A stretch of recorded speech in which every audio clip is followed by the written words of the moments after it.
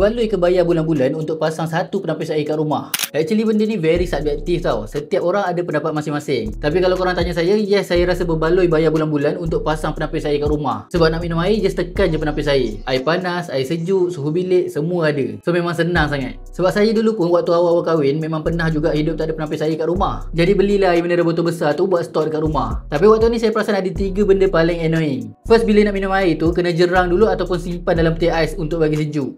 So kat situ dah makan masa. Yang kedua, botol air biasanya memang banyak. So rasa macam semak sangat kat rumah tu. Yang last kali paling sakit hati, kadang-kadang dah balik kerja penat-penat tu, tak perasan stok air minum dah habis. So terpaksalah keluar balik pergi beli kat kedai. Jadi itulah dia turning point saya start guna penapis air kat rumah. Dan saya rasa berbaloi sangat saya bayar bulan-bulan untuk penapis air. Sebab bukan setakat dapat produk je, servis dan maintenance pun saya tak payah fikir dah. Semuanya always settlekan. Tapi still ada juga yang berpendapat beli air mineral kat kedai lagi senang dan jimat. Kalau korang pula macam mana? Cuba share sikit dekat komen. Korang tim penapis air ataupun tim air mineral?